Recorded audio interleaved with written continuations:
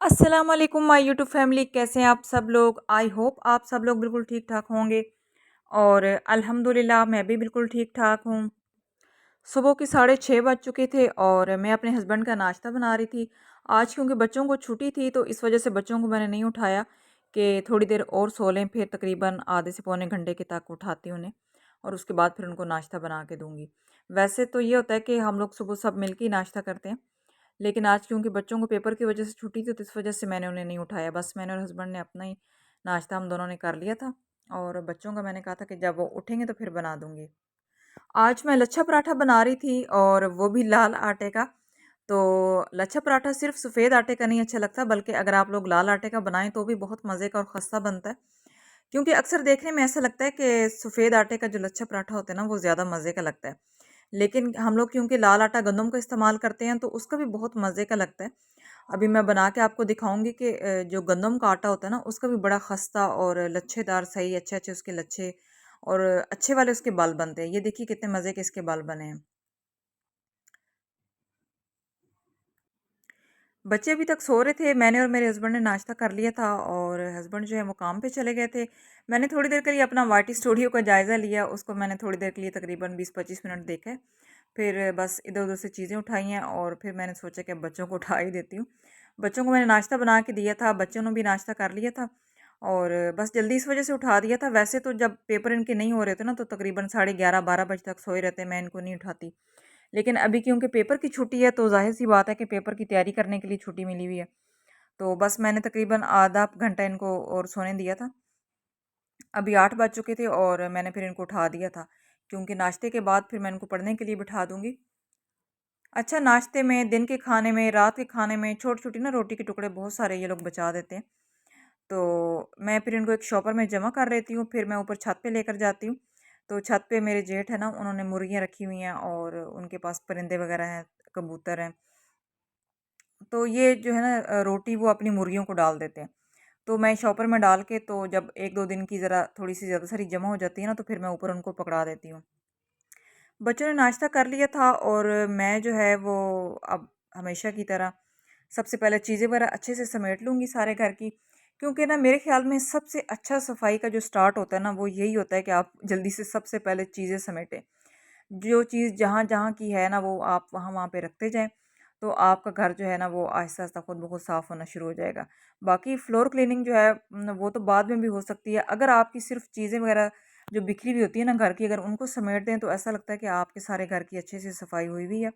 और दूसरे नंबर पे आपके बेड आ जाते हैं। अगर आपके बेड के ऊपर जो बेडशीट्स हैं वो बिखरी हुई हैं ना, तो आपकी फ्लोर क्लीनिंग हुई हुई है, आपका बाकी सारा घर साफ़-सुथरा पड़ा है, लेकिन आपके बेड सेट जो है ना वो सेट नहीं हुए पड़े, तो फिर आपका सारा घर ही बिखरा हुआ लगता है।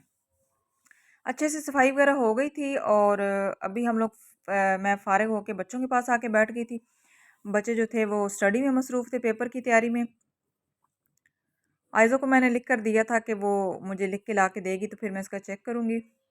ये बच्चों ने बैग लिए थे तीनों ने इस तरह के ना बीटीएस के, तो पेपरों के दिनों के लिए, क्योंकि आपको पता है पेपरों, वैसे तो आपको पता है कि बच्चों के बैग इतने-इतने बड़े बैग होते हैं, इतनी ज़्यादा बुक्स होती हैं, ओ वो बैग उठाना ही इतना मुश्किल होता है। लेकिन पेपरों में क्योंकि और बुक्स नहीं लेके जानी होती, तो बस वही एक नोटबुक लेके जानी होती है जिसका पेपर होता है, तो इस वजह से ना इन्होंने कहा था कि हमने इस तरह के बैग लेने हैं। तो इनके पापा ना इनके लिए इस तरह के बैग ले आए थे। जो रात के बर्तन धुले हुए थे, खुश्क हो चुके थे, उन्हें मैंने अपनी-अपनी जगह पे सेट कर दिया था। सारे घर की सफाई हो चुकी थी, बस मेरा किचन रह गया था लास्ट पे और इसको भी मैंने अभी कर दिया था जल्दी से साफ़। ये देखिए जी मेरे टीवी लाउंज का हशर देख लें। आज क्योंकि बच्चे सारा दिन घर पे हैं ना, तो आज सारा दिन फिर यही हाल रहना है।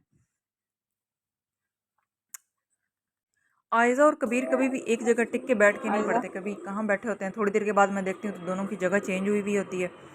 तो बस ये इसी तरीके से पढ़ते हैं। जो मेरी बेटी ईशल है ना बड़ी वाली, वो पुरसुकून होके पढ़ती है अपनी एक जगह पे बैठ के और फिर वो वहाँ से हिलती नहीं है।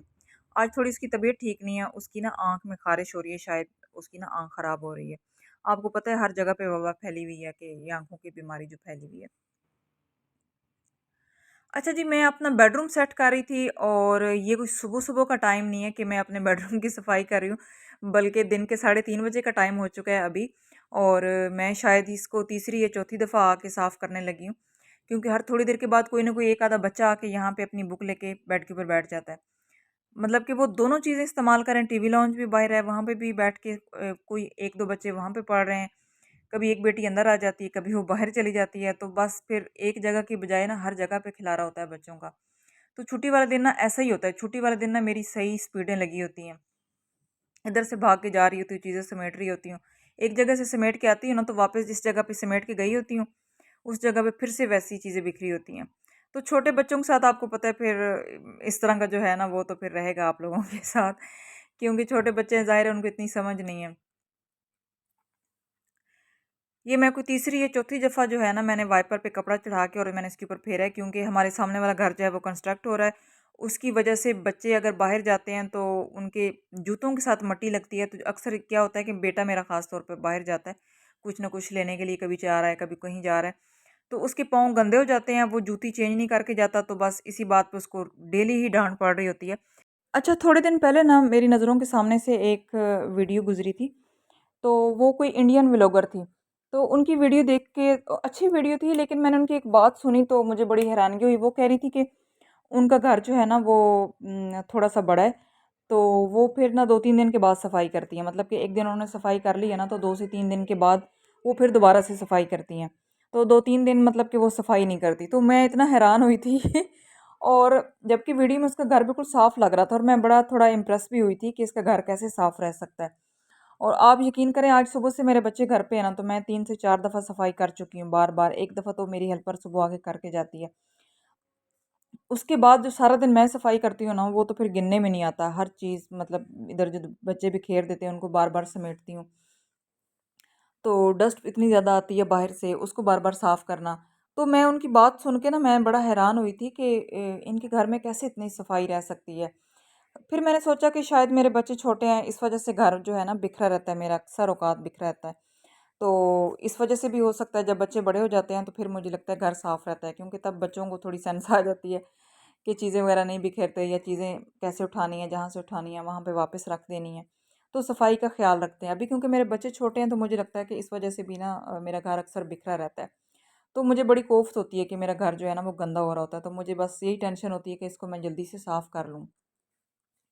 बच्चों के ट्यूशन जाने का टाइम है और आयज़ा साहिबा जो हैं वो हमेशा उनकी ख्वाहिश होती है कि वो अपनी कंघी खुद करें, लेकिन क्योंकि उसके बाल घने हैं, सही से अटके नहीं निकालती, तो इस वजह से मैं ही करती हूँ उसकी कंघी।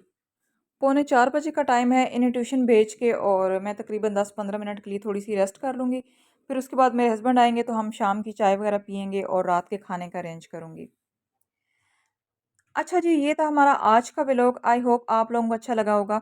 तो वीडियो अच्छी लगे तो वीडियो को लाइक करना मत भूलें, और अगर अभी तक आपने चैनल को सब्सक्राइब नहीं किया तो प्लीज़ चैनल को लाज़मी सब्सक्राइब करें।